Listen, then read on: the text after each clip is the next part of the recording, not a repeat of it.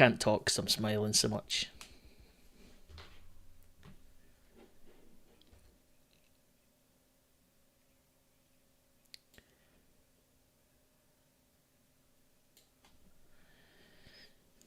You got a coupon on it.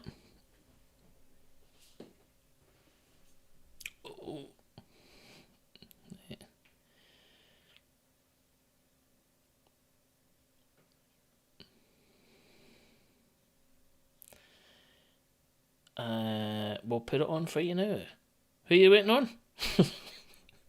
Darren Webster. Right.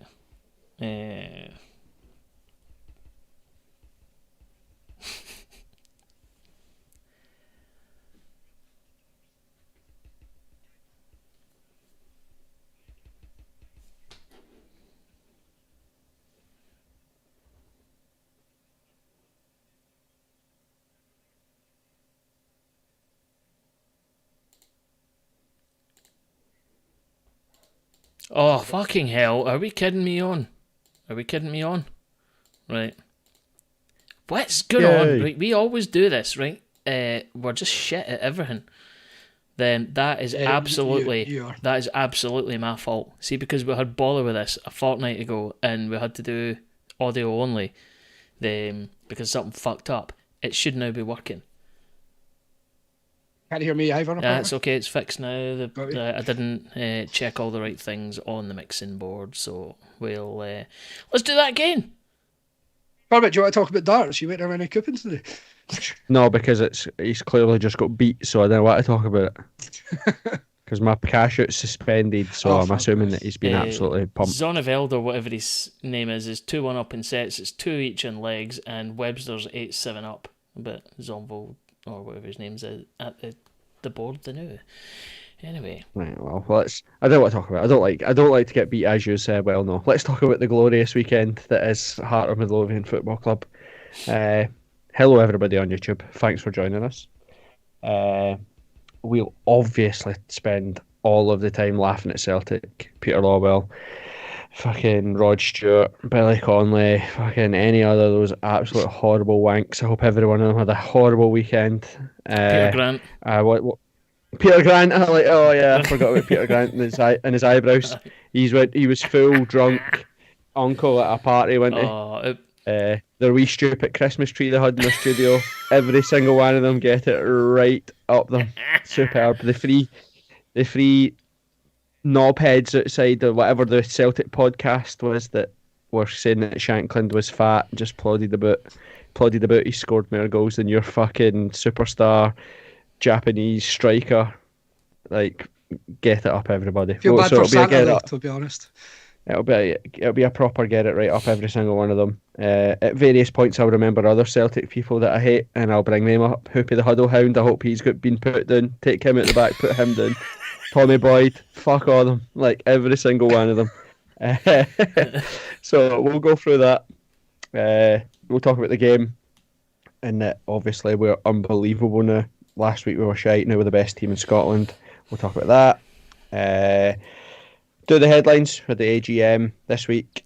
We'll talk serious business for a second. Then I've got my top 10 that round off that feature, and then we'll open the floor to other people's top 10s. Because I was looking for squad lists, I've done a top 10 of players that I absolutely hate. Just why not? Because it's fun. I've got a Tam down for Ando and Tam. And then we'll look forward to St Mirren at Tynecastle on Saturday. Sound good? Can't wait. Class. Tam, what's been happening? Not much, mate. Not much. Just counting down the days till being off, to be honest. And that's about it. Purposely. What you say till Santa? Till Santa. After Santa getting booed yesterday, he deserves a wee day off. So, aye.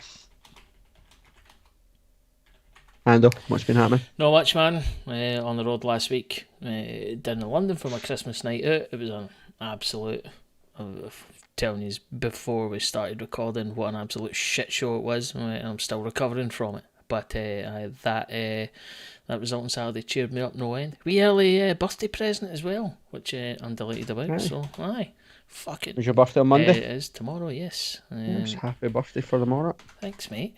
But, Kev enjoyed winning so much on Saturday that he went to the Hoops bar in Tenerife just to get it right up them. So I hope they're having a wonderful time.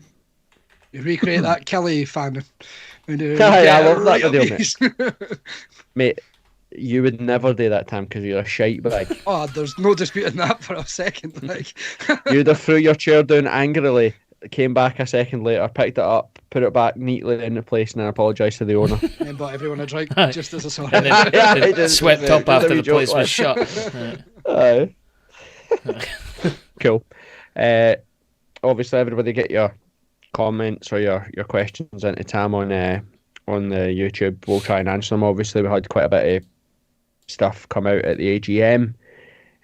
Foundation of Hearts had their AGM as well later on at night, so we'll get a good discussion about that. I've had bronchitis this week, so I couldn't go to the AGM. I know, terrible excuse, but I was breathing like a sea lion. It was an absolute joke. I was like breathing like Tam at a buffet. It was unbelievable, man. Right. Would you want first? Do you want my top 10 or do you want the Tam down first? And then I think go the Tam down, man. I'm on tenterhooks here. Right, cool. Well, obviously, we play St Mirren on Saturday. Big game. So, you need to put your hands on your heads, by the way. Right, so St Mirren got me thinking about St Mirren.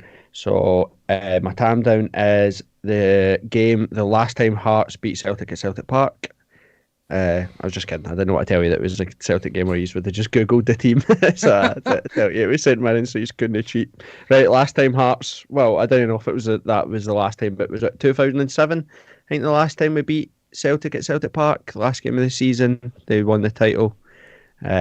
We beat them 3-1, and believe it or not, we even got a penalty, which is incredible. That's never happened. Start again. It's mad. Like, so we want starting 11.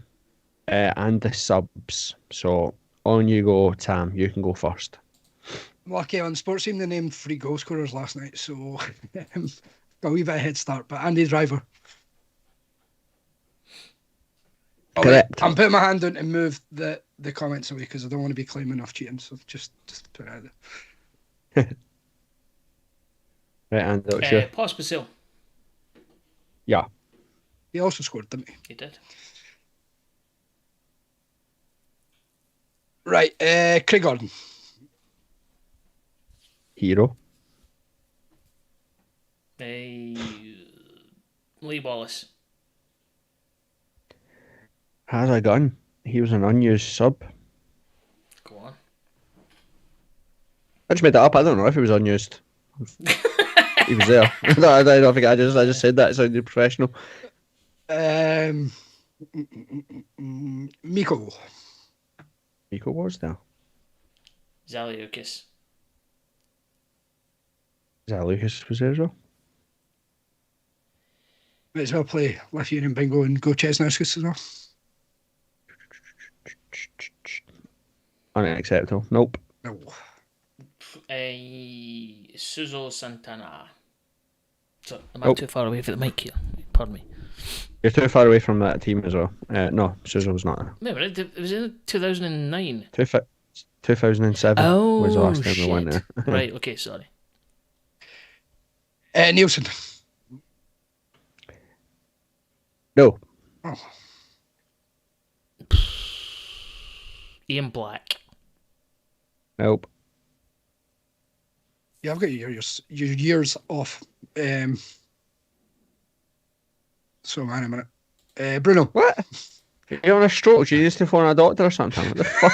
What was that? I don't know, mate. But Bruno What did you Agba. even say? You Just said say something Bruno about his Agba. ears. I He's don't. not I said very well. years. Years moved on. Why are we talking about his ears? Ando, your ears. What? No, Bruno was not there. Oh. Right. Goncalves. Jose, no, Goncalves Isma, was yeah. there. Yes. Right. Tarapides. Yes. He was not there. No, I was kidding. Yes. Cristiano Ronaldo Nade. No. Fuck. All right. Weird that he's been brought up early. He may feature on a list. that fair. I'm trying to decide which list though. Well, it's not going to be the good one, is it? I don't know. It's Corbett, and he scored multiple goals against him. So, yeah. We will go.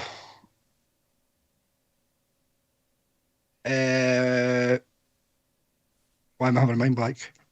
Because you're rubbish at this. 2007 would be. Was Neil McCann there? Is that an answer or is that a question? It's an answer. As a question. What, are you giving that as an answer or what? Neil McCann is my answer. Yes, Neil McCann was there. Kingston. Mr. Kingston was there. Michael Stewart. Nope, that was later in the cup, wasn't it? Did you not score a penalty there as well? We got fucking hundreds of penalties at that time when we were there. Must have been when the Masons were trying to get Rangers to win the league. Yeah, of course it was. Ibrahim Tall. Yep. Tall, whatever his name is. Tal. How tall? I Right, think he's probably gone by then, but Hartley? Yeah, he wasn't there. No, cool. He was there. He wasn't playing for Hearts. Ah, alright, okay. You've got 1, 2, 3 players on the starting 11, and then you've got 1, 2, 3, 4 left on the bench. Have we said the keeper already? You've said a keeper. Who's been said already? Craig Gordon. Okay. Steve Banks. Steve Banks. That's right. Here, by the way, I've just realised that I'm like keeping scores, so everybody's a winner except Tam. But that's the best. Oh, I was going to say that's the best performance I've had in weeks, but that's fine. Callum Elliott. Callum Elliott is there. Ruben Palazuelos. No. Shit. Oh well. I don't think we've named many centre mids yet. That's what I was trying to think. You've not named the centre mid. You missed a one proper absolute wank who's probably there because he's a Celtic wank. He just wanted to be part of the title celebrations. And then we're going to just have to play Lithuanian bingo for the other two. Whose go is it? Is it you, Tam? Anybody now. Right. Anybody now. Lithuanian bingo. I'm getting bored. I'll go for Ivaskevicius. Correct. If they showed you the 3 goal scorers last night, Tam, he scored one of the goals. I just said the names, and I could only think of Pospisil and Driver, so...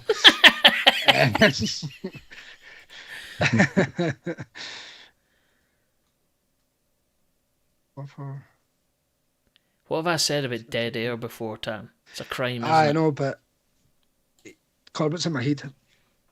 I'm just going to say Jamie Moore. Nope.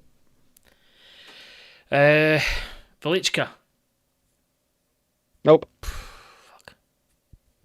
How many have we got left? You've got 1, 2 in the starting 11, and then 2 subs. And all of them, apart from one of the Lithuanian bingos, are pretty much well-known guys. I've set you up with one of them. Presley? No, he was way by then. No, he was there, but he was playing in the other team. But of a similar vein, a rat. That's what I'm trying to think of. I'm going on that basis. Constantly on TV, constantly saying shite things about Hearts, even though he used to be our captain, used to say he loved us, etc., etc. But better. Correct. I bet he'll feature later on. That'll upset Jambo's kickback, but Christoph Berra is a massive wank. Yes. He is. Right. 1 man in the starting 11, he's a midfielder, no one's said him. Is he Lithuanian? No, he is not.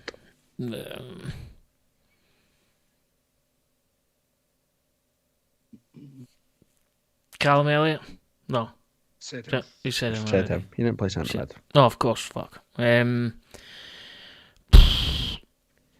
Sorry, it's not like we sign players for Juventus every season, so it's fine that you've completely and utterly it's fine that you've completely and utterly missed it. I thought you only played a season.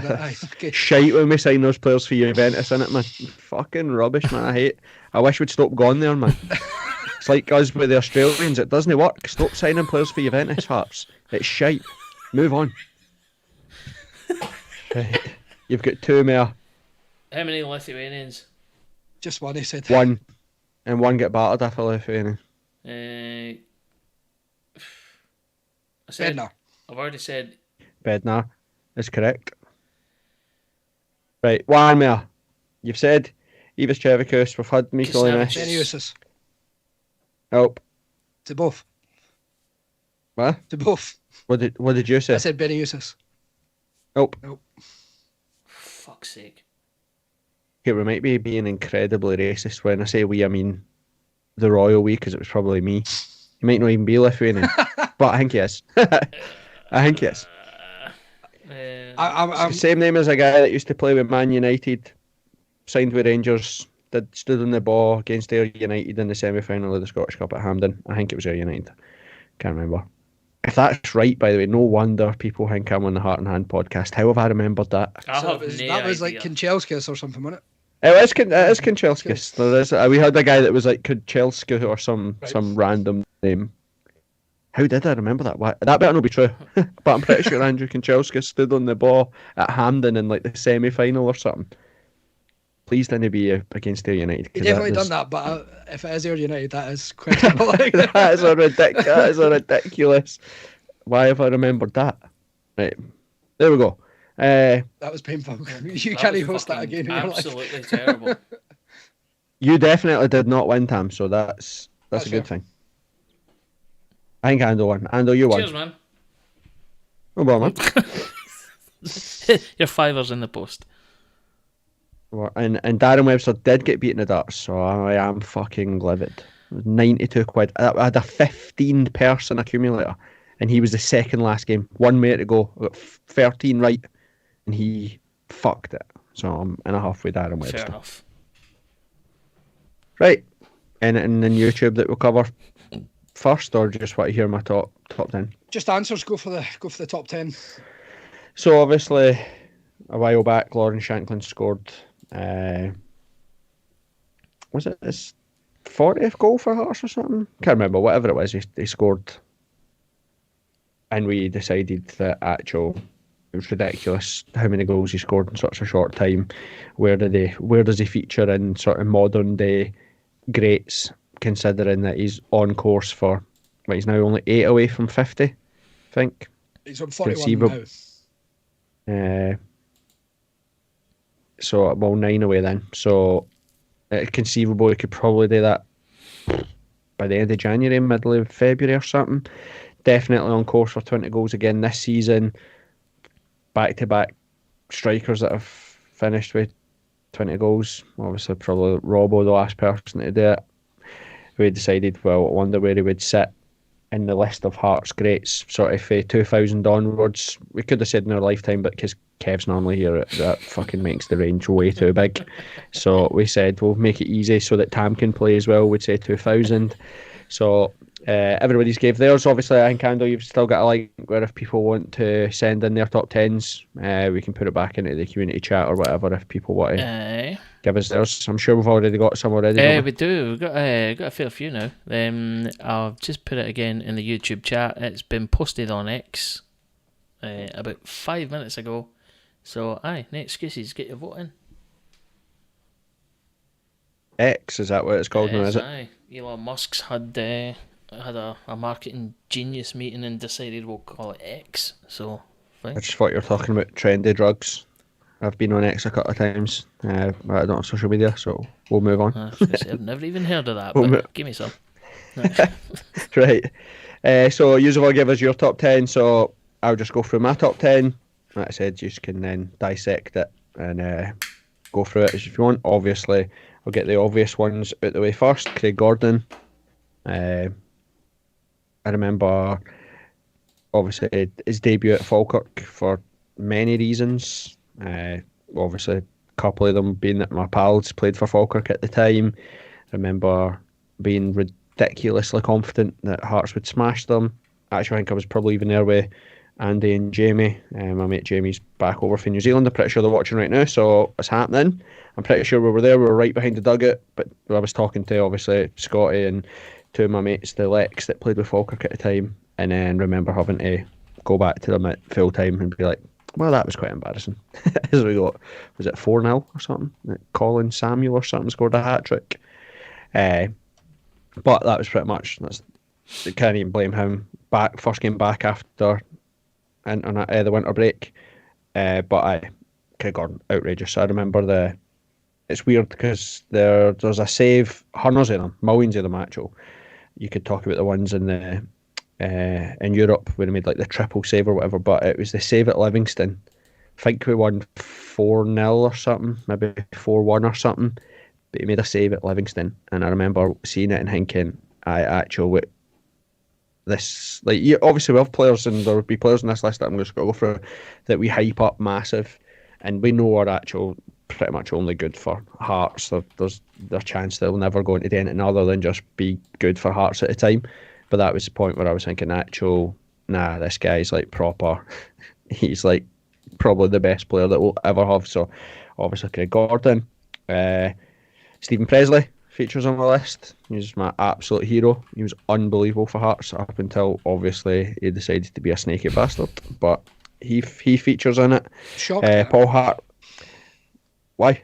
I'm just shocked that you've not held that against him since then. So, well, that's what makes it hard. That's what makes it even harder. I think people forget, like, we obviously all hate Presley now for what he did, and rightly so, but he was literally worshipped at Hearts. He was everything that everybody wanted folk that played for Hearts to be. He used to stand about.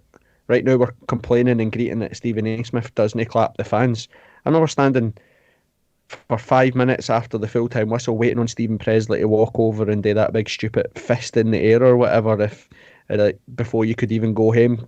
We hero worshipped him because he was superb. He was brilliant for us, and that's why it's shite that we have to hate him. It's shite that he decided to throw all that away for Celtic, but he definitely makes my top 10. He was unbelievable and I loved him. Wanjo makes my hang way because at the time he was probably the first player that we ever had that I was actually thinking like he wasn't just alright. He had potential to be unbelievable, skillful, could score goals, etc., etc. And he came with a bit of hype, although now that I'm older, I think he played for like cooking Barcelona C team or something like that. But at the time, anybody coming to Hearts for Barcelona was exciting. Said Paul Hartley. Paul Hartley was my hero. I absolutely loved Paul Hartley. And again, he did the exit out of the club with dignity, unlike Stephen Presley. So I think that makes it even. You can mirror the two of them. All three are heroes. Gordon, Presley and Hartley have all played for Celtic, but there's a way to do it. So Paul Hartley was unbelievable, especially because he started off shite. People understand that, like proper shite. And then he turned into an absolute hero, and he loved to score against Hibs. So sound as another person that loved to score against Hibs features on the list is Rudy. Obviously, Rudy has to feature on the list. He's the only person. Potentially, obviously not because of the glory years in the 50s or 60s or whatever. But he's in 2 Scottish in like 3.5 seasons. You can't say no to that. So he definitely makes it. So the Shankland for me, there's a theme in all this apart from the 2 sort of flair players that I picked, but all the other players you talked about you could trust, and that's been missing for Hearts players for a long, long time. Shankland and Gordon currently are about the only players in that team that I trust. And when you say trust, I mean like you put them in their position to do what they're meant to do, whether it be Gordon with a one-on-one or wherever, you back him that he'll save it. And it's the same with Shankland. You give him half a chance, a sniff, and you expect him to take it. And even if he doesn't take it, you didn't hold it against him because you know, well, actually, he'll take the next one. Like, you just trust him that he'll do his job, and that's what I like the most about him. Jean-Louis Valois, Love again, it. just exciting. Someone that can, sort of players like that in Hearts have never really been synonymous, if you know what I mean. We've always been big, physical, etc. So when you do get someone that's silky, can take a player on, it was just good. I like Jean-Louis Valois. Another surprise, Andy Webster makes my top 10. He was superb, unbelievable, until obviously he'd turned to be Rangers or whatever, but he was phenomenal when he came through, and he came back. He's won the Scottish Cup. Like, yeah, Andy Webster, no hassle. Takis Thesis, genuinely, like, Craig Gordon played for us because he was, and we made him world class, and then he went and he's came back, etc. We actually brought someone to the football club that was actual world class. Like, he actually signed for Hearts when he was that good. That's madness. Thesis was unbelievable. And he played a massive part in, like, obviously then next one that comes through is Lee Wallace, etc. And he was unbelievable too. So he was class. And then the last one, he's a bit of a helmet now, fair enough. But actually, I picked him because I was going through all the sort of more recent teams, other than obviously Shankland now currently. I think I've liked the Hearts team since probably 2006. So I was struggling to try and find somebody in there. But Ryan Stevenson, again, scored against Hibs, scored against Celtic, scored against Rangers, scored at Hampden, scored at Easter Road. Like, again, he was one of those players that in that shite side, you could trust him. Like, you knew that he would give you everything. He got it, never left anything on the park, smashed McPake, scored a screamer at Easter Road, let down badly at Hampden by his teammates. But so that's my top 10. It's actually the top 11. But as I say, fuck it, why not? Exactly, why not? Have another one for VAT. You got Gordon, Presley, Wanjo, Hartley, Scatchell, Shankland, Valois, Webster, Thesis, Wallace, and Stevenson. No Wallace. He's not in I it. thought you said Lee Wallace. No, I was Wallace. just meaning like Thesis. Just meaning that he was the next person, taught Wallace out of the it. So he didn't make it. When you said the next one, I thought you meant it was your next person. Apologies. Well, it is only 10. So, good. Lee Wallace, get him in the bin. Any disagreements? Any shots? I like the inclusion of Alwa. He was one that was on the fence for me. There was just somebody pipped in my head of it. I can't think who, but he was definitely on my bit of paper. Also, Presley, I get it. But for me, a horrible, bitter, horrible, twisted cunt, and I'll forever hold it against him. It doesn't matter that he was a good player. He's basically shat in my mouth, and I don't like it. So fuck him. I like people that treat me like shite, so I don't know if I like him now. But I obviously like Flogo, Colin Cameron. They would have featured if we weren't in it for 2000 onwards. Obviously, they were class players. They didn't overlap enough. Like, I think I said this last week. There was a whole load of players that were like the end of that generation. Okay, fair enough. They did play after 2000, but it was a handful of games. It wouldn't be right to get them to be included at the expense of somebody else. And Stephen Boyack gets honourable mention, but he was only just because I liked Stephen Boyack. He wasn't actually any good. And not as good as the players in the calibre that we've just spoke about, but here we go. Right. No Zal? No Zal. Okay. I think we all included Zach. Who else we included? Okay. I know your thoughts on Mark DeVries, so I'm not going to ask you about Mark DeVries. In terms of doublers, so players that have been mentioned more than once, between the four of us are Thesis, Zaliukas, Hartley, Scatchell, DeVries, Shankland, Gordon, Hartley, and that is it. Yep, that's it. Zaliukas, obviously, is a legend, won a cup, captain, and all that sort of stuff, but he wasn't any good. Yeah, I actually don't disagree. It wasn't bad, but it wasn't an outstanding. It wasn't better than Stephen Presley. It wasn't better than Andy Webster. Came in, did a job, and I loved him. Fell in love with the club. Thought he was a brilliant player, etc. But he's not in the top 10. Not for me anyway. Tam's probably doing his usual shite job of I don't even No, know. I was going YouTube, to comment on the YouTube just now about size comment. If you no, to do with that, Freddie's asking Nate Don Cowie. Well, he features on a list I'm just about to do. Fair. Size asking, was Valois not only good for about half a dozen games? It's good enough for me. True, but yeah, it was good enough for me. So was Wandro. I think Wandro was only good for about 4 games, but it was at the time. It was exciting. And that Hearts team, where it was like everybody was 8 foot tall, and at points Kevin McKenna was our most creative player. Jean-Louis Valois was an absolute godsend in that team, so that's fine. Right, top 10 hated players. Oh, fucking can't wait for this. This would be brilliant.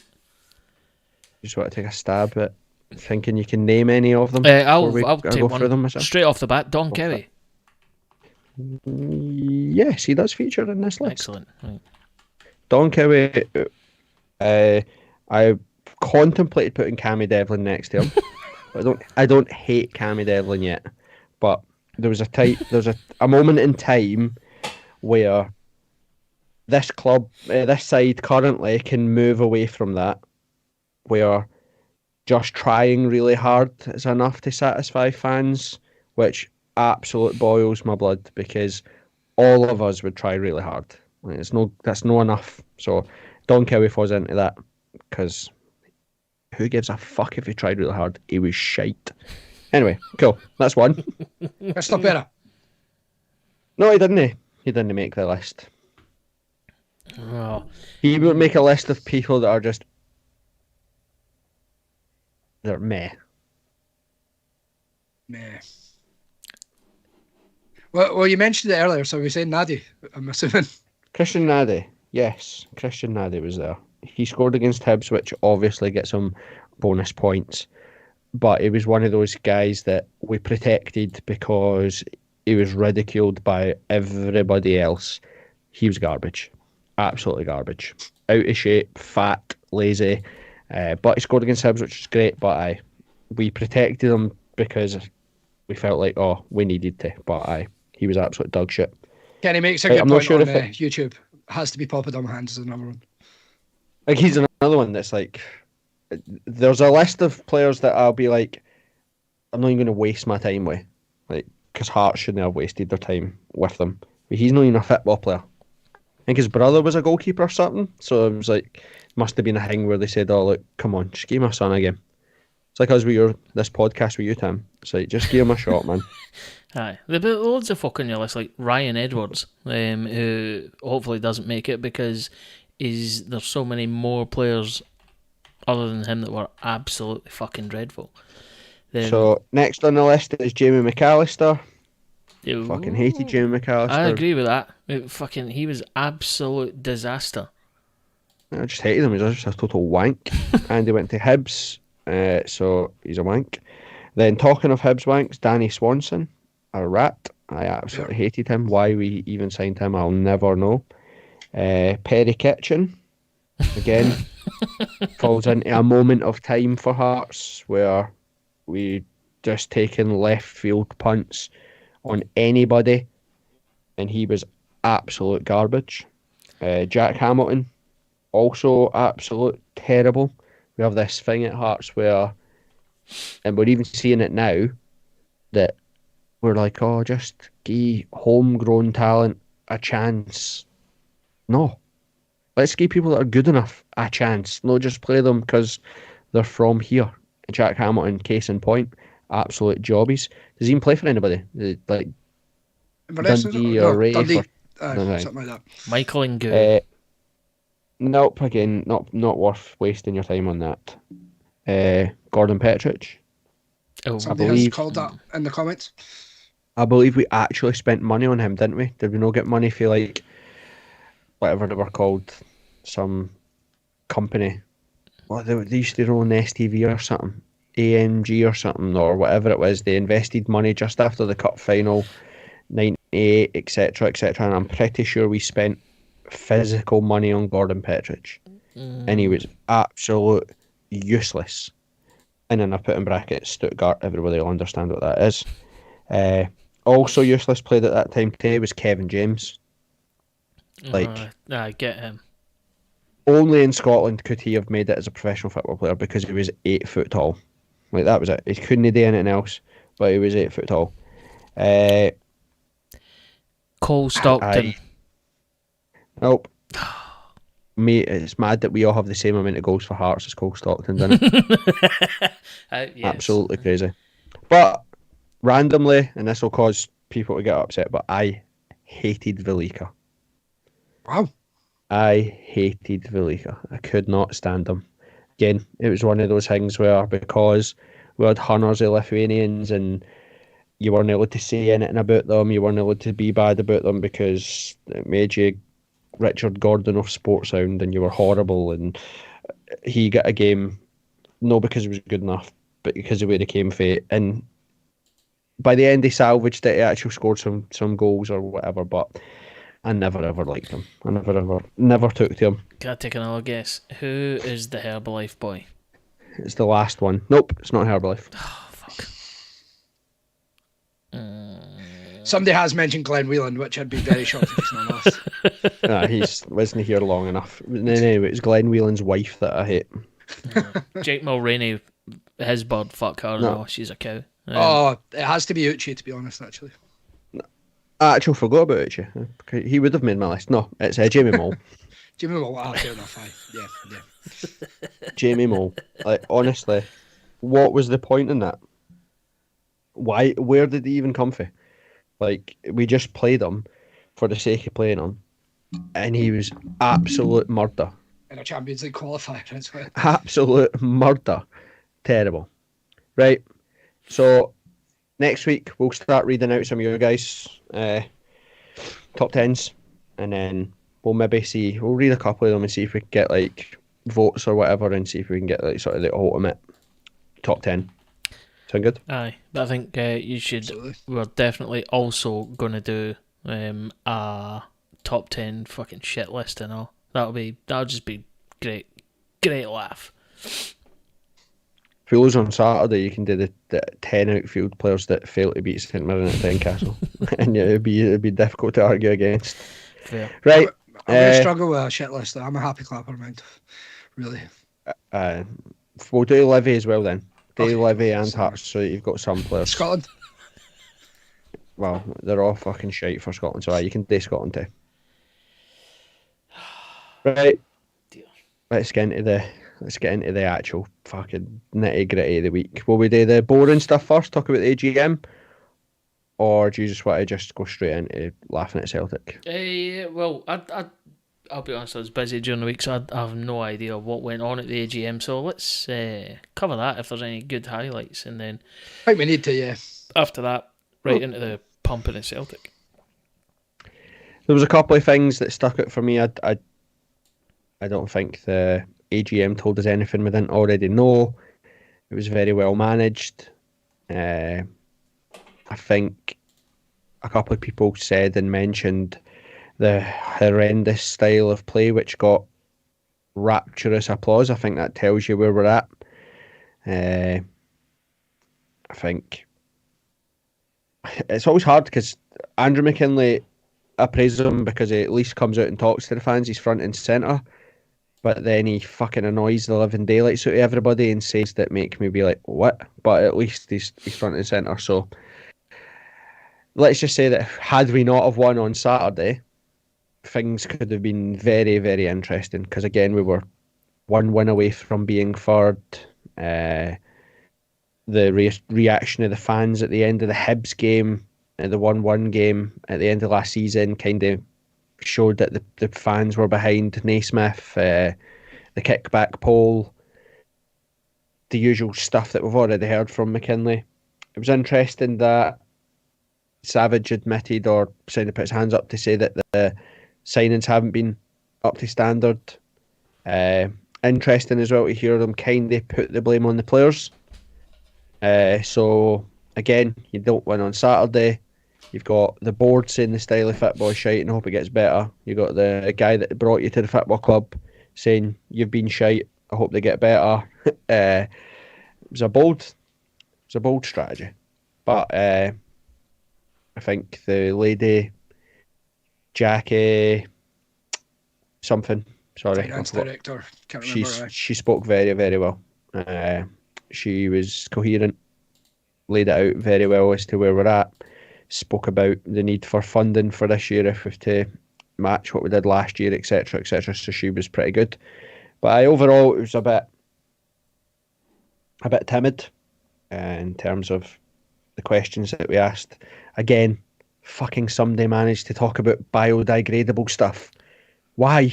Why are we fucking obsessed with They must pay somebody to come in and ask those questions. Tam, is it on your activist groups or something? Like, why are you so obsessed with it, man? I was going to wear my orange Just Stop Oil t-shirt tonight just to see how we could get on. What was a strange one that they discussed, speaking with Aberdeen about the appointment of Naismith and how they got on with their appointment? It's a strange one. I don't know if I've made them play their hand with that one, because obviously I've no shut up about telling people that they tried to back me down from the banner at Kilmarnock by telling me that we spoke to Aberdeen and they said that there was no managers at there, as if that was going to chill me out and make me go, oh cool, sound as man. Are you fucking kidding me on? Just push your buttons even more. But listen, we said in the community chat, like, these things happen, right? Football clubs talk to each other all the time, whether you like it or not. It's what happens. So having a conversation with the people that had just been in the market, fine. It's not crazy, but stumbling to the same sort of decision that they've made is risky. And we've said it all along, right? And I know we've had a couple of sarky comments about things, and we've talked about this all season long, is that you kill the noise on anything by winning. And that's where, you know, the board could learn from that, the team can learn from that, Naismith can learn from all that. Like, if you go out and do your job on a Saturday, nobody gives a shit what you get up to. No one cares. Like, the be all and the end all is Hearts winning. So nothing too concerning came out of the AGM. There was a couple of things that are a little bit more concerning than the numbers that attended the Foundation of Hearts AGM. You're talking maybe 400, 500 at the Hearts AGM, and you're looking at 80 or something that attend the Foundation of Hearts. And I think that's where, so I'm meeting myself and Freddie. Freddie will come to represent the Ultras or whatever, or got to meet with the Foundation of Hearts at some point this coming week to talk about just, obviously they announced on one hand that they lost 150 pledgers this season, but they also want to gain 8,000 pledgers.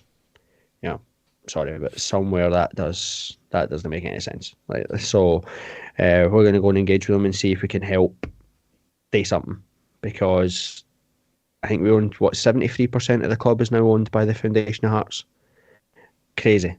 And the Foundation of Hearts don't employ a single person. No one works full time for the Foundation of Hearts.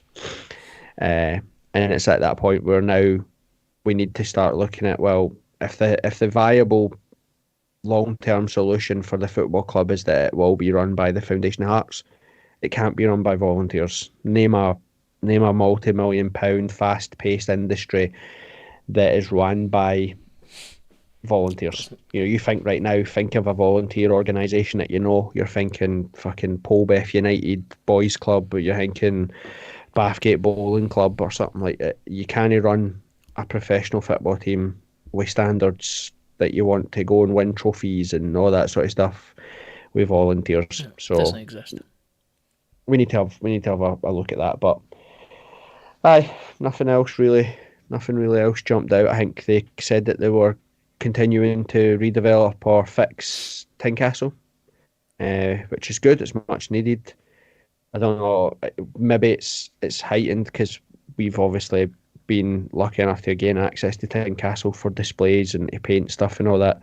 It's disgusting inside. It so needs fixed and spruced up. Yeah, I've said before, on the Roseburn, for example, you can stand on the concourse in the Roseburn and see into the toilets because the gap in the wall where the is massive. Like, I'm no talking, you're talking, you can get your hand through it. So crazy. We need to be We need to be looking and making that What better. they're doing with the curry shed? Don't know. I don't know. Well, obviously there's a few things that sit empty. There's a few things as well, isn't it? but there's loads of stuff inside as well. Like I don't know if there's a why can you not put a bet on anymore? You used to be able to put bets on in the stand. There isn't a betting stand. I don't know if that's because of the culture the club's trying to create. I don't know. Makes sense, but because there was always a Ladbroke stand for years and years and years. But that's a good shout, actually. I hadn't even really thought about that until you just mentioned it. And I think as well, like, we should sell tops, like club merch on the concourse. Why would you know?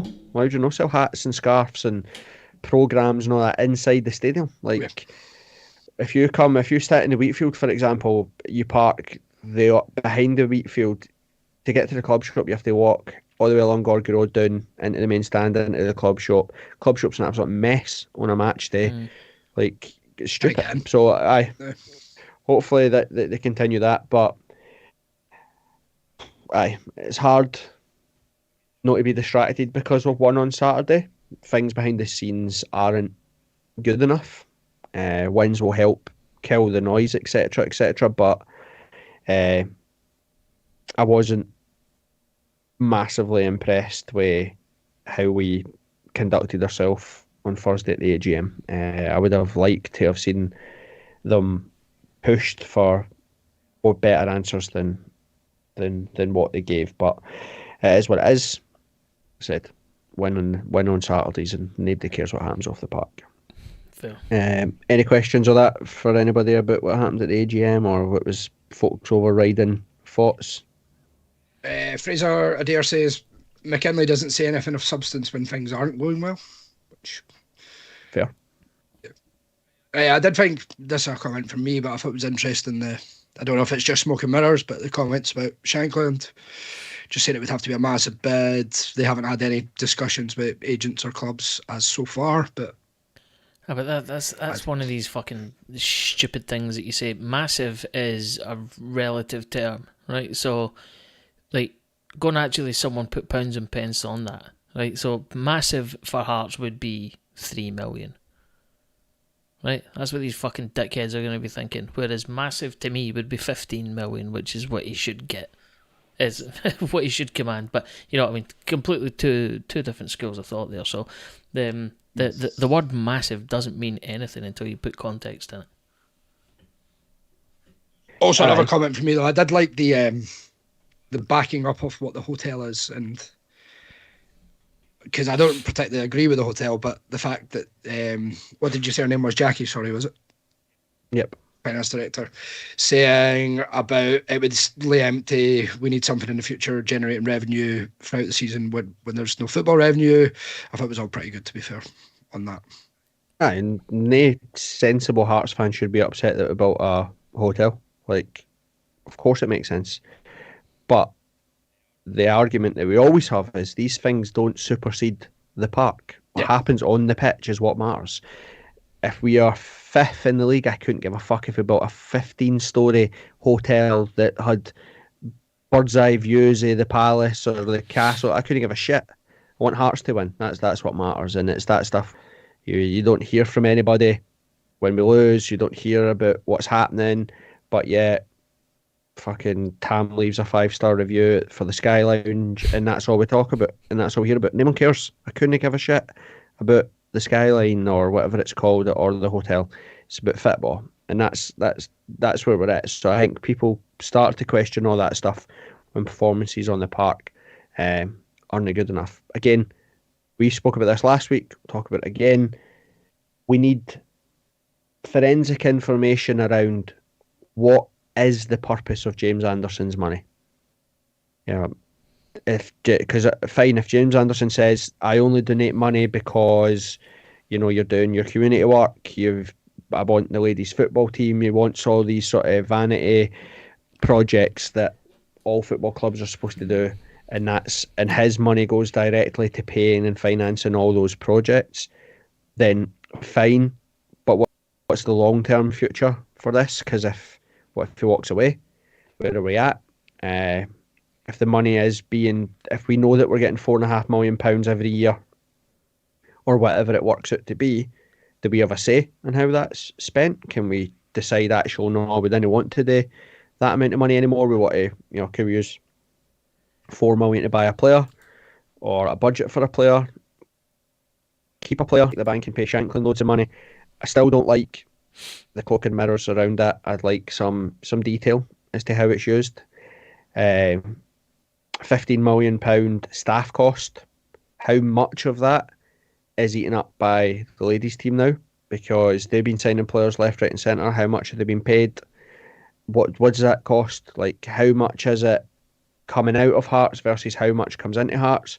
If it's running at a loss, which it obviously will be, how long is the business plan for that? Where are we going with that? Like, are we happy to write off £100,000 if that's what it is a season? What if it's £1 million a season for the ladies' team? Like, these are serious questions that have to be asked, and I keep going back to the point that I made last week, which was in 2014 or whenever it was, we genuinely played St Mirren at home for what we all thought could potentially be the last game we ever had.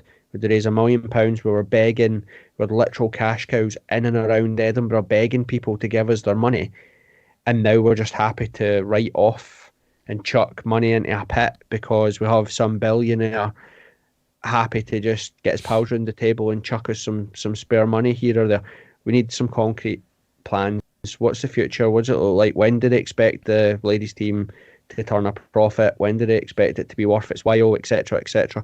Is it never going to be worth its while? Like, just let us know. No, like I've said before, it's no against the ladies' team. It's just, well, how much money is it costing?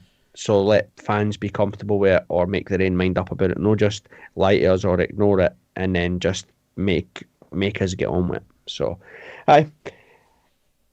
these things are exactly what these things are, aren't they? They're designed to sort of bore you, so you don't ask questions because they sound like it's ideas well above your station. So it is what it is. Right. Back to being third. How the fuck? What, we now 5 wins and 7 or something? Yeah. Lost 2 in a row. 4 in a row before that one. Mm-hmm. I'd like to take us back a week. What were we saying? We'd be the bottom 6 now. Well, take us back a week, and what I'd said, which is still holds true, which is the rest of the league is fucking shite. It's absolutely crap. All right, Derek Adams. No, Derek Adams here. All right, Derek Adams. No I've seen someone put something about that in the community chat. I didn't really understand what that was, but don't worry about it. It's Ross County. Anyone cares. Thank fuck. Right, good. Hell, they beat us up. The rest of the league is absolutely fucking dug me. That's why. Actually, all jokes aside, it annoys me slightly that we've lost to a terrible Rangers side when realistically we showed yesterday that when we're at it, we've got a game plan, bit of structure. We've went to probably the best team in Scotland and beat them for the first time in 14 years or whatever it turned out to be. You're looking and thinking we should be on further more points than we are. Like chucking it with Aberdeen, who are a fucking gang, and then chucking it to Rangers, to, like I said, the worst Rangers team in a generation. So you're right, the standard of the league is poor. Whoever can put a string of results together, I've said this period here was always really crucial to us. Nothing to do with the fact that it feels like it's game after game after game. It's the teams that we were playing. You take the raw 6 pointers, you take 3 points off Aberdeen, you get 3 points, but Stoke Same getting 3 points. You take 3 points off St Mirren, you get 3 points. Stoke Same for getting 3 points, take 3 points off Kelly. Do you know what I mean? It was an opportunity to really cement ourselves in a place. And instead it's, you win or they lose, you lose, they win. Cannibalisation. It all becomes nip and tuck type thing. So now we've got genuinely 3 games where, let's be honest, and this isn't trying to be disrespectful, right, but any Hearts side worth their salt with aspirations of being the third best team in the country, should be beating Ross County and St Mirren at Tynecastle, right? So you say, right, well, we've got to look after that. And then a derby's a derby. It takes care of itself. They were absolutely fucking stinking versus St Johnstone. It was embarrassing. David Marshall has actually kept them in games and made their games respectable the last like 4 games or something. He's been pulling off wonder saves. So, aye. Talk about Derek Adams for a bit, Tam. What's your thoughts on that? I think, to be honest with you, he's got a point in what he's saying in terms of the standard isn't great at the moment. But I can't be dealing with people that either journalists in our media or people within our game putting our game down. I just didn't think that's any way to improve it. The fact he said about leaving a League Two team to come up here and it's a worse standard, you question why he even came here. For example, it's very. I don't think he'd be saying it if he'd won that game yesterday. Put it that way. I don't know. I tend to disagree. I don't mind anyone coming up and they said denigrating or like having a pop at the standard of the league, because in order to improve something, you need to be told that it's fucked or doesn't work, right? So there's no point in everybody, oh yeah, we're just going to play football but we're not going to keep score kind of mentality. That's shite. That's not going to do anyone any good. Unfortunately, tough conversations need to be had sometimes, and you'll know this from working in business, which is, you're shite, you need to be better, fucking improve it, you're at the door. Simple as that. And the same is true of the overall product. Is that you're trying to sell something that isn't sellable just now. So if someone has to come in and fucking say this is pish and needs improved, fine. I think Jamie Hamill was right. He should have kicked his fucking cunt in. He's a wee wank. I hate people like that, pandering to knobheads in England that think this is a dog and duck league. Did anybody watch Man United Liverpool? It was fucking awful. shite. I actually fell asleep, awful. to be honest. So the stadium, shite. Atmosphere, shite. Football, shite. But we'll talk about it all week. Tactical pish. And he's the same. He's went up there. He's got beat. He's trying to deflect, blame the manager that was there before him for bringing in shite players. Talking about budgets is just crass. He's got no idea what the budgets are, etc., etc. And if he does, then he should realise, well, actually, how difficult it is to build teams when you're working on £1 million or whatever it is a season. If he wants to moan about it proper. You know, let's talk about, should we even have Highland teams in our league?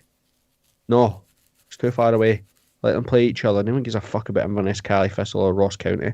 Shove Aberdeen in there or not. Let them all play in a Chukter league and let proper football take care of itself. It's too far away.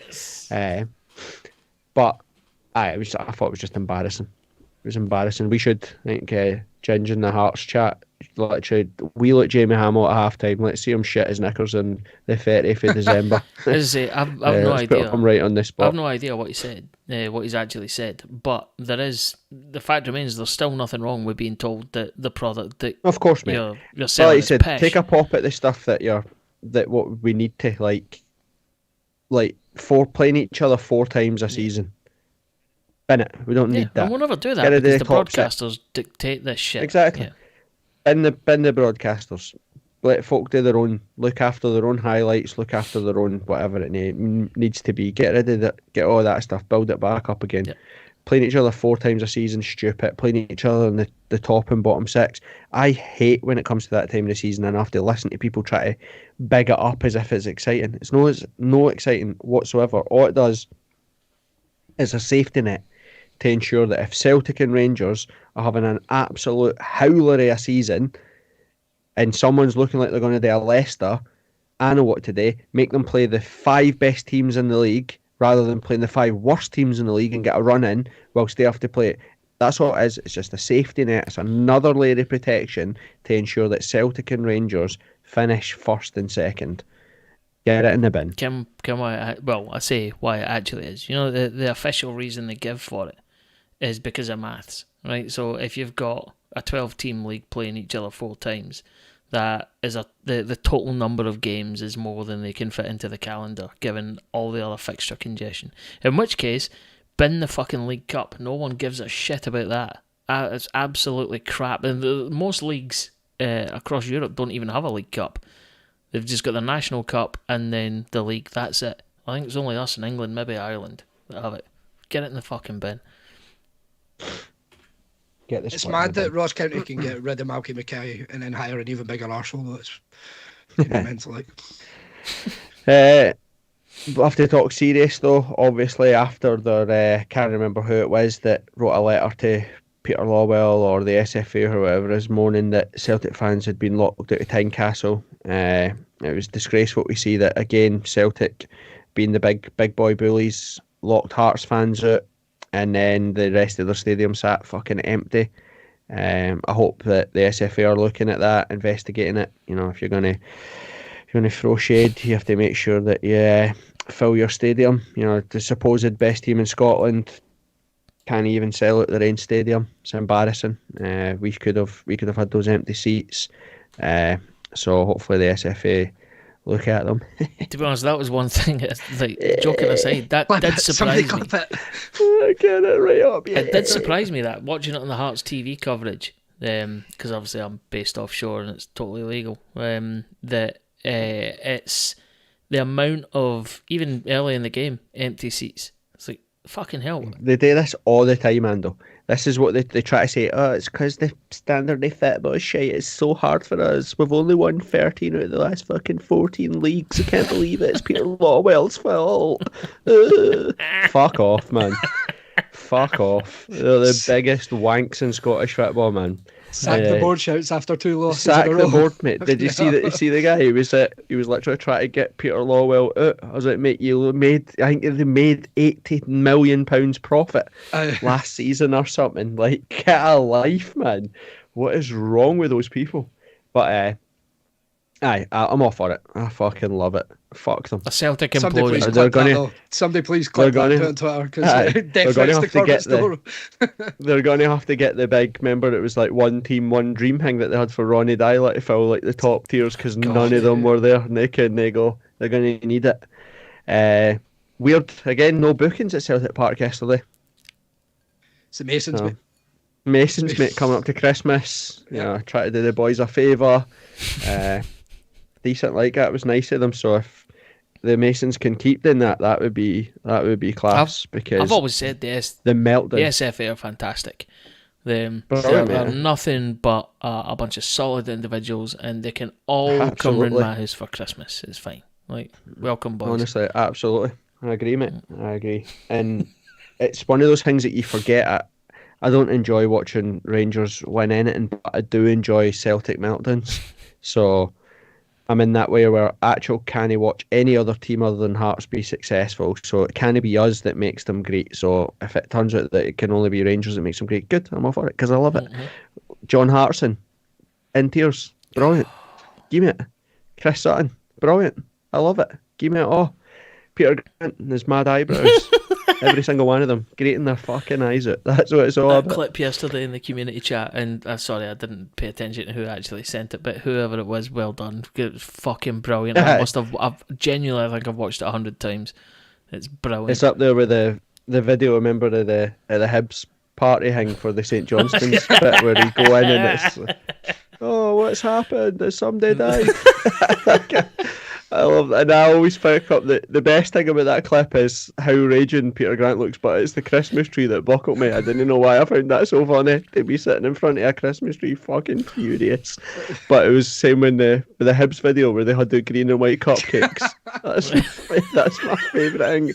Go back and watch that clip. It's the best thing ever. You've just been beat in a cup final where there's no fans there. You finished third, you thought you were brilliant. You've just been beat 1-0 off St fucking Johnston. Someone the night before baked green and white cupcake muffins and put them on a fucking table. Unbelievable. That is the best thing ever. So fantastic. Speaking of specky Hibs twats, where's that guy for the Hibs podcast? He's been quiet this week, hasn't he? He's one of your types, isn't he, that Harry boy? Loves lettuce and fucking all that type of shit. He looks like a total wank. Can you slap him the next time you see him? No, that's at you, Tam. That's definitely not me. I've never eaten a lettuce leaf in my fucking life. You can tell you're actually only 26 on your birthday tomorrow. Yeah, plus VAT. Right, anything else been happening this week that caught your eye in the world of Hearts? New contracts for, what was it, Benny Halkett, Gordon? Stop trying to upset me.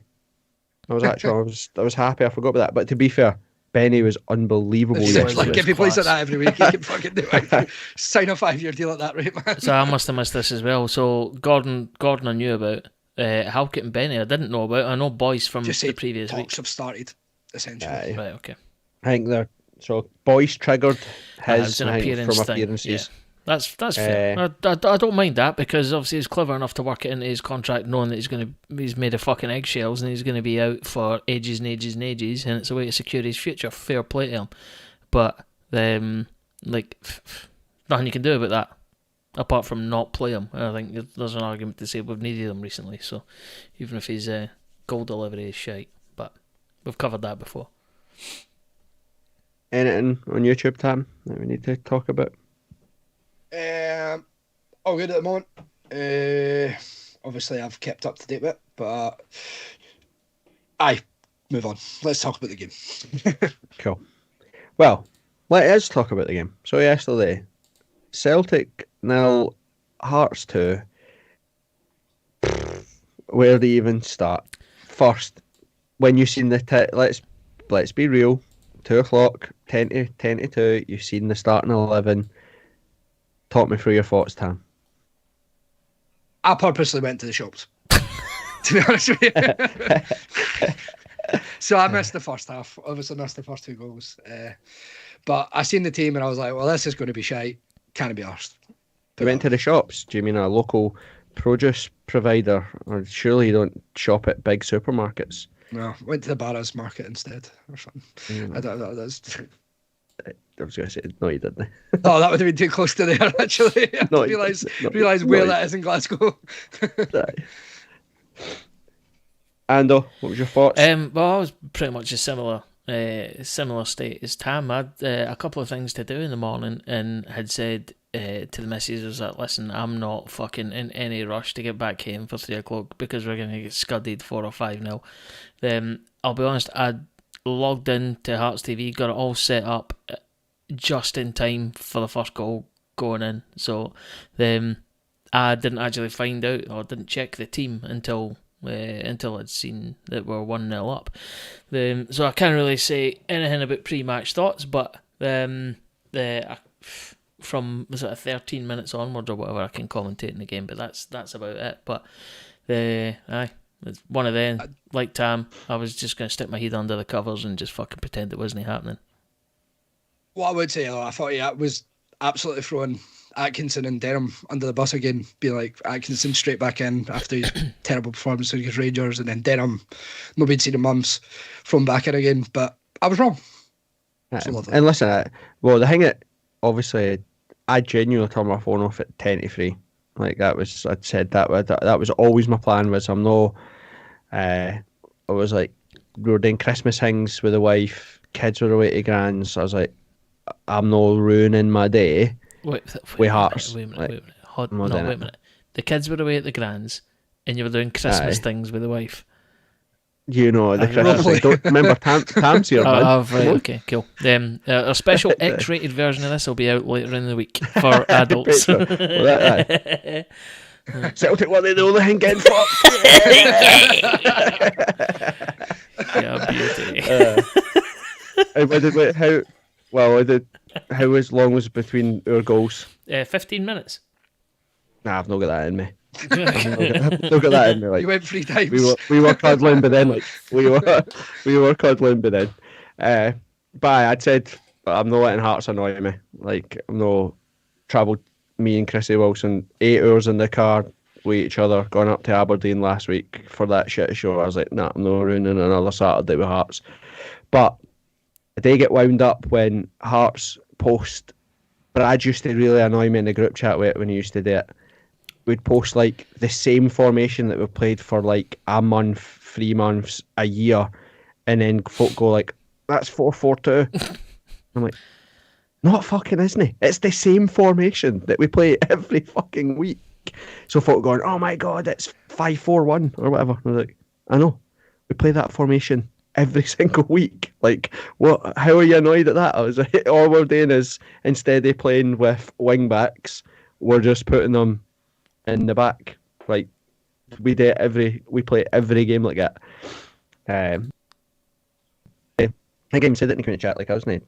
It actually makes sense. Like, team low in confidence, absolute capitulation at Aberdeen, playing against the best team in Scotland or whatever, you're expecting them to batter us. So playing compact was always going to be the right thing today. If anybody's paid any attention to Celtic, they have really, really struggled at him, a bit like us, to break teams down. So I thought it was sensible. That doesn't mean I'm confident or thought anything like what happened was going to happen, but I wasn't upset when I seen the starting 11. In terms of who came in, again, it's a thankless task or ask to and do what they're doing, so I wasn't that fussed to see Atkinson come back. I did think it's a bit weird that he's been out for however long he's been out and he's been chucked back in against Rangers and then Celtic as it is. It's a bit harsh, but I know that I seen him doing the skatey, doing his working on his kickflip ollies, so I know that he was he was going to be sound for it. But I turned my phone off at 10 to 3, and then I can't remember, I don't know, maybe about 4 o'clock or something. And was like, put my phone on charge. I told her that I wasn't watching it or didn't want to know anything about it, and she was like, "Remember, didn't look at my phone because the scores keep flashing up." So that made me instantly raging because I like, there's fucking no chance Hearts have scored. So thanks for letting me know that Celtic have scored. So I was angry at that, and then we were going out for dinner, so she was getting ready or whatever, and she shouted for me to open the prosecco, and I was like, "Are we celebrating or am I drowning my sorrows?" And she was like, "Have you not seen?" And I was like, "What do you mean?" I told you I wasn't paying attention. And she was like, "Nah, but you say that and then you always look." And I was like, "My phone's been off since fucking 10 to 3. And she was like, "Turn your phone on." So I was like a kid on Christmas. I was like, "Yay, something exciting must have happened." And then my phone was just like, mental, crazy. So I watched the Hearts game back this morning. Why would you know? Quite right. Celtic was shite. Terrible. It was the comfortablest 2-0 that we'll probably ever have at Celtic Park. Now, that's not to say that there was no moments. Of course there was, you're playing Celtic, but I thought Hearts, to a man, did brilliantly all across the park. From Xander Clark to Lord Shankland, I thought Hearts did a number on Celtic. Hearts did to Celtic what Celtic and Rangers normally do to Hearts, and it was fucking absolutely superb to see. I don't think there's any player that I could call out for actually having a disaster. I think there was no, like, okay, everyone has a mistake in a game or whatever, but there was nothing there that was any sort of defining moment for any one of our players. But special mention to Celtic, because that I don't even know what that was. Right, they were fucking abject. Like that's the word for it, right? Like everyone will talk about passive and lackluster and all that sort of shit. It was just fucking abject. It was crap. It's like you think about that team last year. It was a green and white machine. It would have fucking steamrolled everything that was in front of it. That's not even anywhere near the same team. And I'm absolutely all for it. I fucking loved watching it. It was brilliant. Aye, and there's a difference between Celtic, obviously under Ange Postecoglou, were different, but we only had like 23% possession or something yesterday.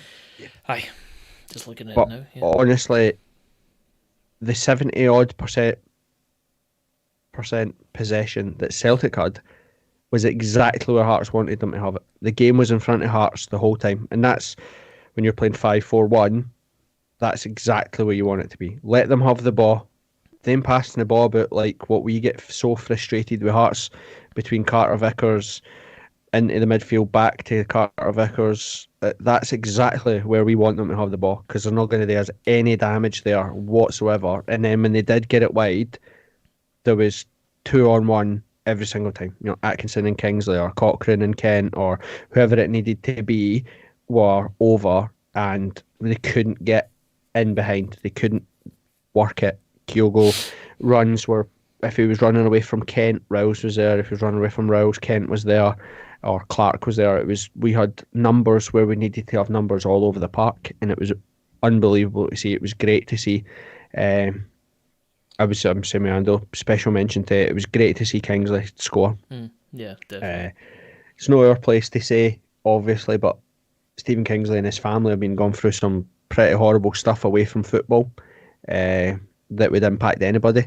I'm a dad myself, so I can only imagine what they've all been through. So, you know, to see him back scoring, to score how he did, and back playing okay in a position that he's no right centre half. You know, he's playing over the other side of the park. It's great to see. So I was buzzing for Stephen Kingsley, and he's given me a memory that I'll always have, which is one of those dogs lying on the ground try to do that fucking stupid thing at the free kick. Lie on the ground and grunt, you fucking dog. It was unbelievable to see him just sitting at the other side of that wall. It was class. Just on the subject of Kingsley, like you just hope that like it's all water under the fridge, and that he can move on. And kick on a wee bit more for the rest of the season. So, fair play. Same. Like I say, at his height, he was playing for Scotland, etc. So there's a player in there. He's probably been one of the main consistent players in that position, and he's pretty much played every position along the back line, which doesn't do him any favours, if you know what I mean. But I think it tells you his outlook on the team and how he wants to help and stuff. So it was great to see him score. He did one thing though. He did come off at half time, but and I'll be honest, I didn't catch why. And I don't think it was covered in Sports Scene last night. What actually happened to him? Just a knock. Is it right? I think protection more than anything else. Right. Good. I think protection things just there. Other things to be pleased about. How good are we at corners? Like, we've said it for ages that we're really good at corners, and it's great to see it. It's great to see that, you know, something that we've been banging on about for ages is starting to, you know, be picked up by other fans. You know, absolute goal machines. 2 corners, 2 weeks, 2 goals. It's like the same goaltee. How's he got so much space there? Because that's so we do that corner every week, mate. And it normally boils my blood, because I'm like, can we please stop attempting it? But, you know, big centre half standing at the back post, 2 of theirs try to block him, get him onto the ball, and leave Shankland by himself at the back post. Aye. That is an unbelievable header. Brilliant. And the Celtic, the bit that's even more comical about it is the 2 Celtic defenders are trying to defend against each other. They're wiping each other out of the game. And it just leaves them open at the back stick. Fucking boom, get it up, you cunts. Did you see? I loved it when it flew past Hart and all his dandruff came flying after. You see that? That was unbelievable. But I had a great game yesterday, to be fair. He was like struggling to come out and get the ball. I hate him, and he's so bad as well. It's hilarious. He's dug shit, mate. And that's what annoys me about times where we've played them before, where you think, put him under pressure. Because he's ganting, he's absolutely terrible. But it was up. That Shankland header is up there with the Shankland goal at Motherwell. Like, no, fair. We're starting to take what he does for granted. Like, any other striker that we've had in the last 20 years scores that header at Celtic Park, we're talking about it for fucking ages.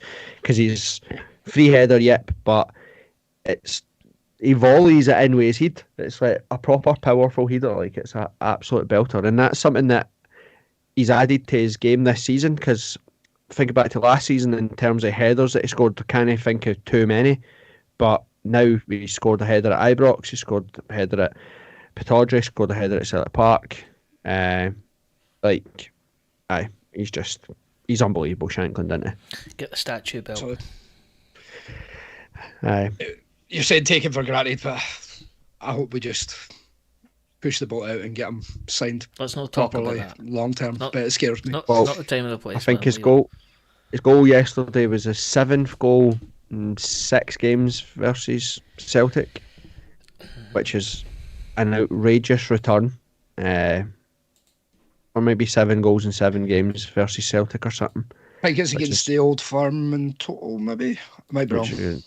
Like, was it 5 and 7 actual? No, sorry, it's 5 and 7 against Celtic because he scored a hat-trick against them. He scored the consolation earlier in the season and then he scored yesterday. So he's like 5 and 7 v Celtic. He's got 4 and 6 versus Hibs. He scored like 3 and 6 against Aberdeen. He scored 3 and 6 against Rangers. Scored at Hampden. He's got a joint top goal scorer in Europe. He's got 41 goals for the season. His 13th goal of the season or whatever it was yesterday. His 13th goal of the season is his 41st competitive career goal, and it's his 5th goal against Celtic. Crazy. Like, those stats are mental. Like, we can't... I said that a million times before, and we've went full circle. Because I was like, you can't fucking sell him for anything less than... He is the best striker in Scotland. Like, that's... Yeah. Daft to even argue otherwise, right? So, would Celtic take £3 million for Kyogo? No. The answer to that is absolutely not. Would Rangers take £3 million for one of their absolute Humpties, Dessers or Danilo? You probably get the two of them for £3 million. No, but they wouldn't accept it. They wouldn't take that. So... when the club are saying it'll take, an astronomical bid or whatever, I really hope, like what Ando was talking about, that their values are what we would class as astronomical and not just, we signed them for 600,000, let's sell them for £3 million. That's a massive return because we couldn't even begin to replace Lawrence Shankland. And it's not even just going out and spending money on, you go and buy a player at £3 million, right? Say Hearts did that, which they wouldn't. You don't buy a player at £3 million and then pay him £4,000 a week. It doesn't work that way. So, like, if you're then spending 12 grand, 15 grand a week on a salary for a player that you spent £3 million on, then give Shankland the 12 or 15,000 pound a week and keep him, because we're at a point now with Shankland where we either have to burst the bank and just plead with him that actually you've got maybe 4 more years at the absolute top of your ability. In 4 years at Hearts, if you stayed, you could theoretically close in on, club goal scoring records. You could make yourself an absolute hero, like a legend, so that when the game's over and the game's done, you've got a place that you can go back and are worshipped. Whereas you go to Rangers, you might win a few trophies here or there, but you're never going to be Ali McCoist. You're never going to get close to their records. You stay at Hearts, you become the top goal scorer ever in Europe. You win a trophy if you can. You become, cult, massive hero forever. And you're one of the guys that see when you have that sort of status next to you. You're one of the guys that the broadcasters will come to you if you're so inclined. Not everybody wants to go into media and broadcasting, but they'll like he could easily find himself to be the next Chris Boyd on Sky Sports News after the Sky Sports or whatever after they sack him off, and it's one of those things that you have to go for if you want it. Well, you actually think about how slow he started the season too. No. And look at where he is now. He's unbelievable. Like, without a single penalty as well. That was always the thing last season. He's only scored penalties. He's unbelievable. So what a header. George Grant's corners are a million times better than anything Cochrane fires in. So we'll take that as well. I thought George Grant had a good game yesterday. I will. Everybody knows I confess that I like George Grant. I always have. I feel sorry for him, the roles that he's asked to play. But I thought he had a great game yesterday. Brilliant that our free kick also coincides with the absolute tears and snorters that only Celtic fans could think that is not a free kick. and the build up to the goal. Fuck off, right? What is that all about? It was mentioned, even Bothwick and Laurie both called it out on Hearts TV, like, there's murmurings coming from the stand that's not a free kick. What the do these fuckers not even know the rules of football?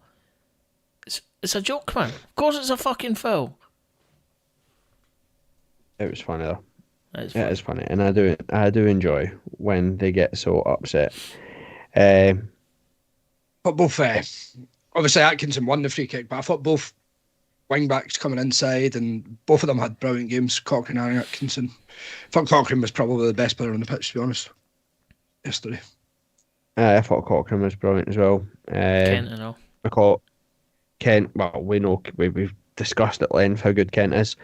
Macaulay Tate, brilliant Tate, when he came on. Class, yep. Denham, really good. It's weird. It's a hard, I don't know, we spoke about him earlier or whatever, but the longer that we go on, I don't see where Cammy Devlin plays for Hearts. I'm just going to be honest with you, right? I don't see a place for Cammy Devlin. Obviously, he's a good guy, etc., and he's full of energy, etc. But I think George Grant's a better footballer than him. It's undoubted that Benny's the best midfielder that we have if he can stay fit and be engaged and can find anywhere near the form that he did before he did his cruciates, etc. So yeah, it's a bit of a conundrum for Hearts in it, Tim. Aye, even Neuenhoff, I think he brings the same sort of level of energy. Maybe not as sort of, I don't know, runs about as much, but I feel like Neuenhoff is in the right places at the right time rather than just running about like he does checking it. Some points which Devlin does. To be honest with you, you've got Denham and you've got now Tate having a go, having his debut. It might be we've already had murmurs that we're going to have to trim the squad in January. Maybe he might be one of the ones that goes, possibly. Well, he's just signed a new contract extension, hasn't he? Oh, aye. So he did. And nobody's paying it. No one's paying any money. No one's paying any money for him either. No.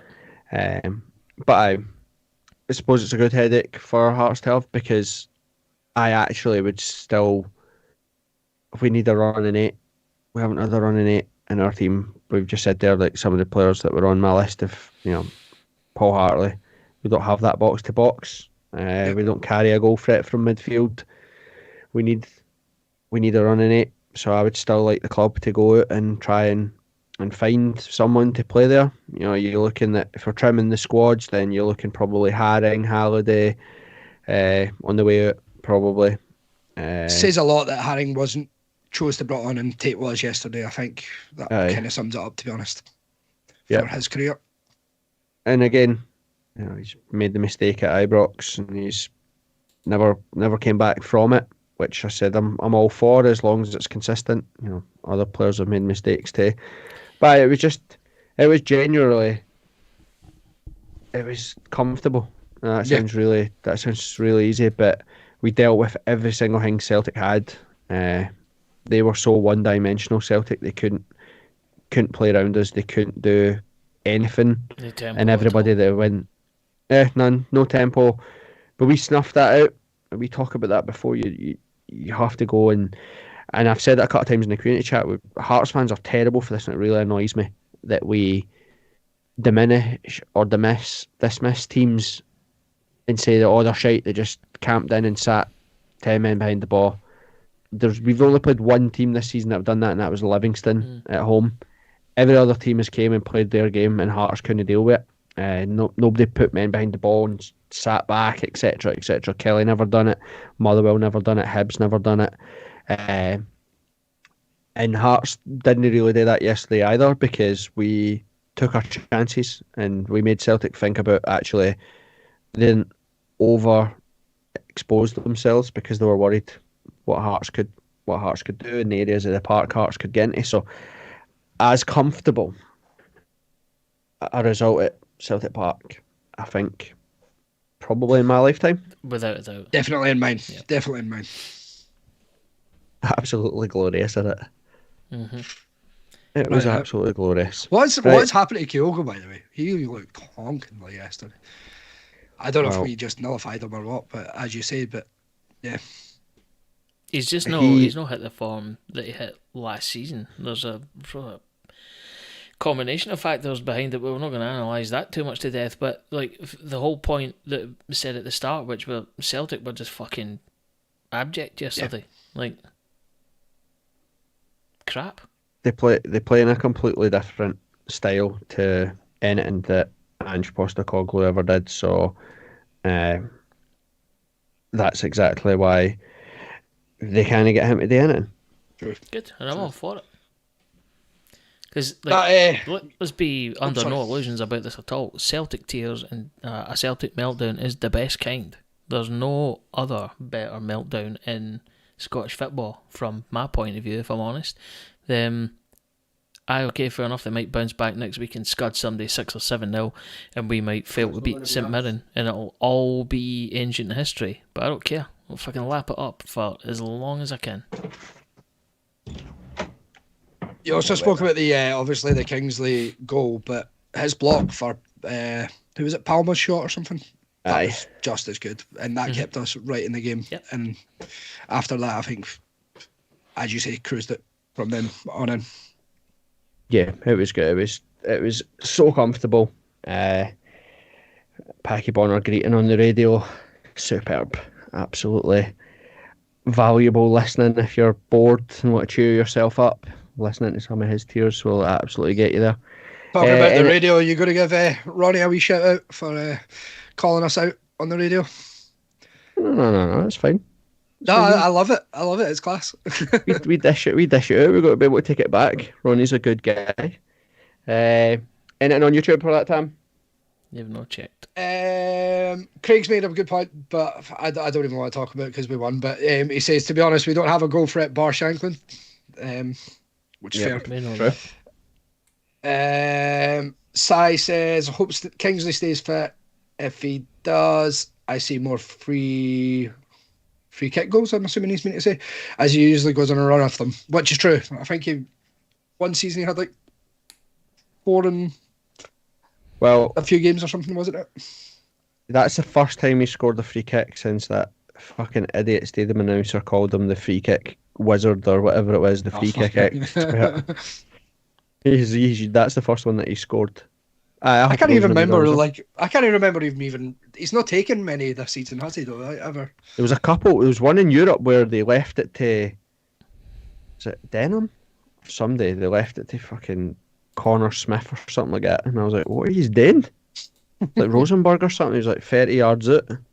They let someone else hit it. Honourable mention to Alan Forrest. Thought Alan Forrest played well yesterday. Mm-hmm. Absolutely. I thought, like I said, it was just disciplined all over the park. It was easy. You give it at home. Oh, sorry. One more shout out, but I genuinely think Naismith deserves plaudits. Managed the game perfectly yesterday. I thought 100%. Subs were perfect. Everything about it. Previous games, obviously, were up at Ibrox and game was changed with subs. I thought yesterday's subs were just as good when they came on. Yep. Question, and I know this is it rankles you a bit, Corbett, but I don't know if the coverage showed it or not. Did he clap the away fans yesterday? Nope. Prick. There was a video on Hearts Twitter actually of obviously the side of the pitch stuff, but yeah. I know, he just went down the tunnel. I have let Hearts know my feelings of this. As has Freddie. So we'll keep an eye on it. But again, like I said, it's been a hard week for him. He took pelters for the board as well, so he deserves his plaudits. Any Hearts manager that can go to Celtic Park and win deserves plaudits. And to go and win with a game plan is good. I know a well executed game plan is we'd said for ages, like, when was the last time we've seen Hearts play like a complete 90 minutes? Sometimes that doesn't always mean you win 4-5-0 and you play expansive, unbelievable football.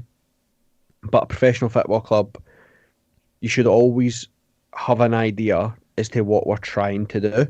And from minute 1 to minute 95 yesterday, I knew exactly what Hearts were doing, and it looked like every player that came on knew what they were asked to do, knew what their responsibility was, and that's all you can ask. That's all you can ask, and I agree. Substitutions worked, so he gets plaudits for that. I did chuckle at that comment at the AGM. I think it was Joe Savage said that Naismith has made good in-game subs and tactical changes, which made me go when I heard it coming through the thing. And completely disregarded the Hibs game, completely disregarded the Aberdeen game. I don't like. Yeah, you're right. He does get plaudits for the way he handled the game yesterday, but I'm absolutely not fucking laying it all solely at his door, right? So, oh no, of course I not. think I'll be honest. I'm going to lay maybe 20% of it at his door. The rest of it for me goes to the players because of what Shanks said in his after-match interview about like the tough conversations that have been had during the week and blah blah blah, all that shit. It takes the players to buy into the game plan he's put out as well. You know, 100%, which is why it's a 20% effort from Naismith. The rest of it goes down to the players for me. He definitely acknowledge it, but he's not getting full kudos. It's been 14 years since we last, any Hearts fan could last have this discussion. So whether it's 20%, 96%, who cares? Like they won at Celtic Park, and that's the thing that matters. You need luck in these things, and any other day, you know, the ball could have broke different ways, etc., etc. Again, my biggest gripe always is we make the same mistake on repeat and never seem to learn from our mistakes. You look how defensively more mature we were yesterday to where we were against Aberdeen. He's brought Craig Halkett on with 20 minutes to go, chucked us under the bus. You know, he never made that mistake yesterday. So everybody takes great credit. Everybody does.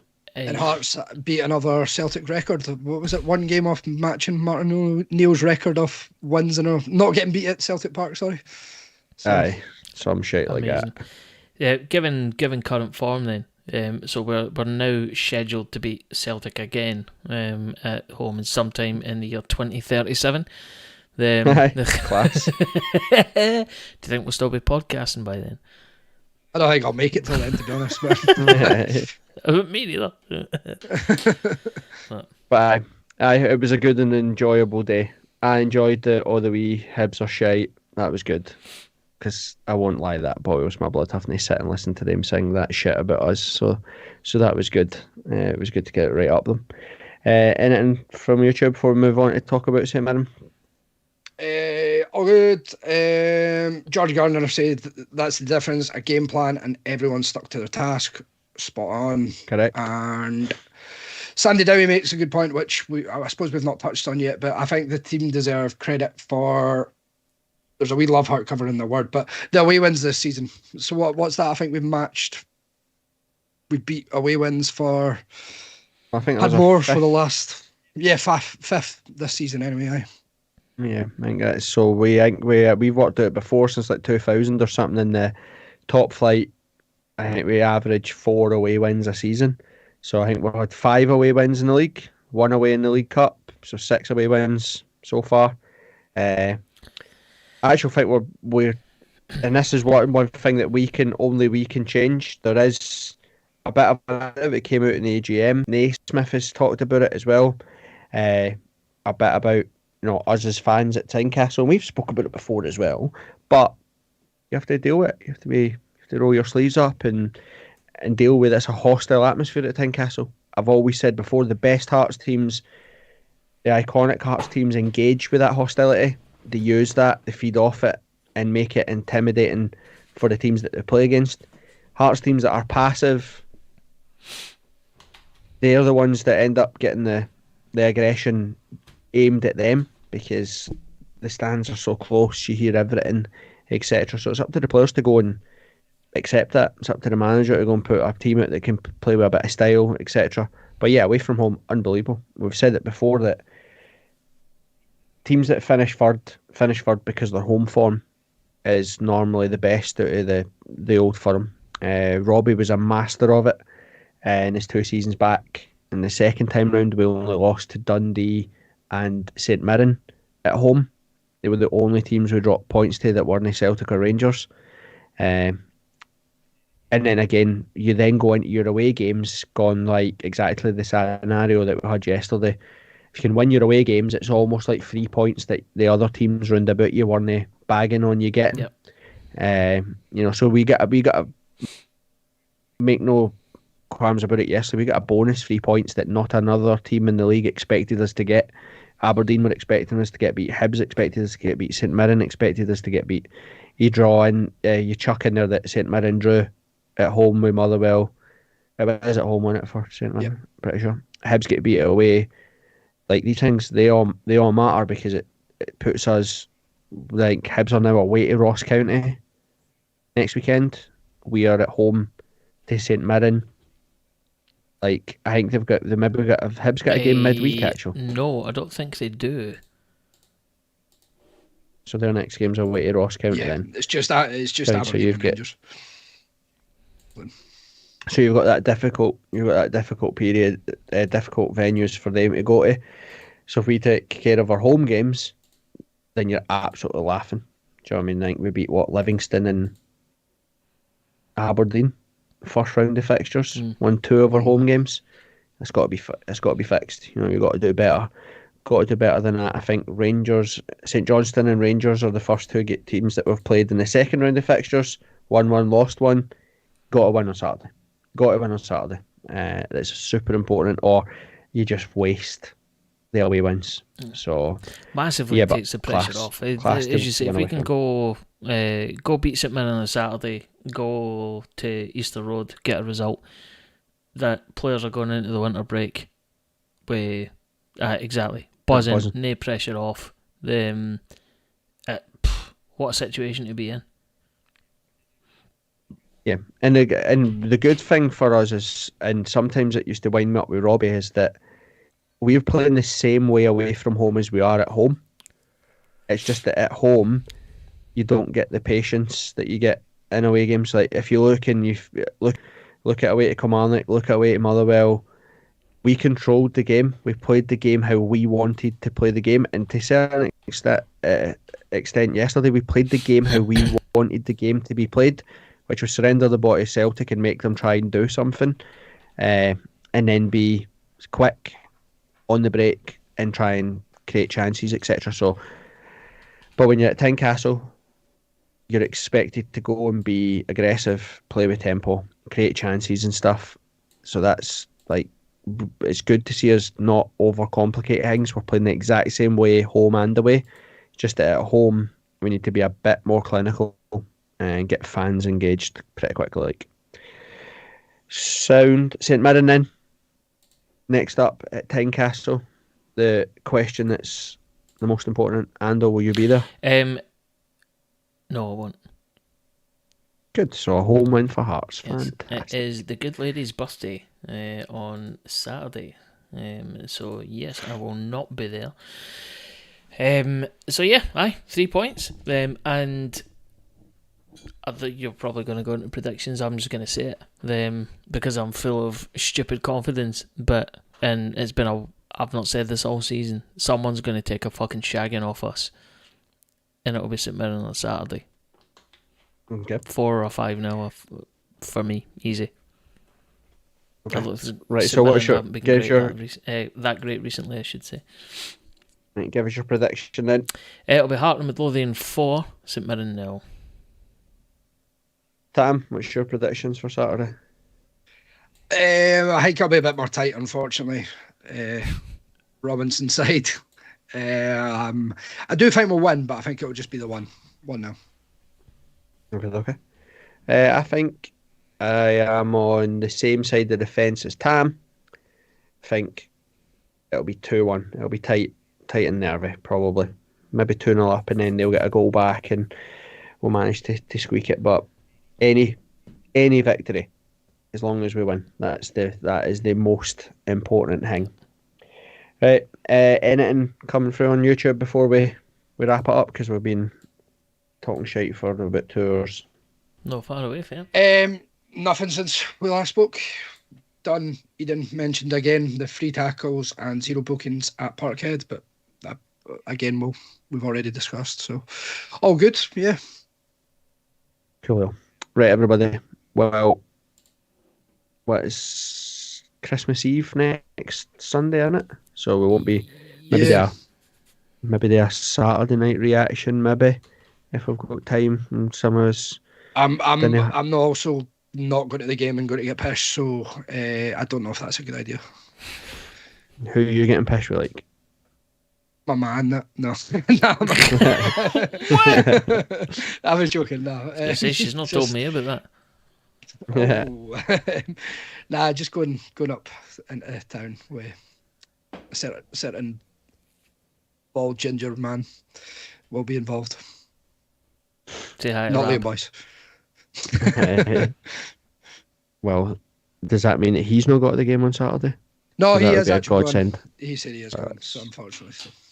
Well, that's shit! Horrible news. I just realised. Horrible news for me. You're going out with Shanks.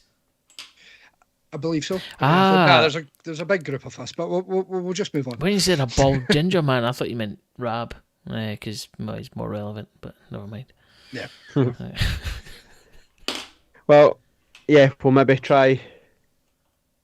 If we can, it might have to be like the 27th or something. Might have to. Well, it's Hibs, so it's not that. Oh shit! No, we'll do a double up.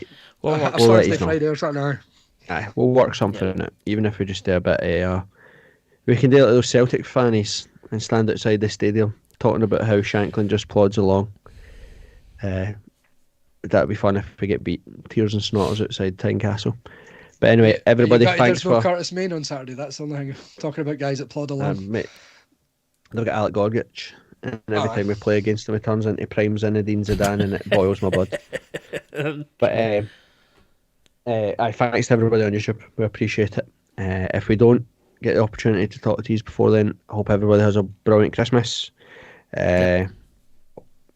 Obviously, it's a hard time for the year and that as well. So if anybody's struggling, make sure you reach out. You've got the community chat. It will be on Twitter if you want to join it, etc., etc. I know there's a lot of pressure all this time of the year to make it that you're having the time of your life, and I know that it doesn't always work out that way for folks. So we're always about, if you need us, don't suffer in silence. But genuinely, I hope everybody has a brilliant Christmas. Same with you boys. If I don't see you on Saturday, hope you have a brilliant Christmas. Cheers, man. You too. Aye. And we'll see you all after, hopefully, another 3 points to the famous. Yeah, beauty. Right. Gorgorows.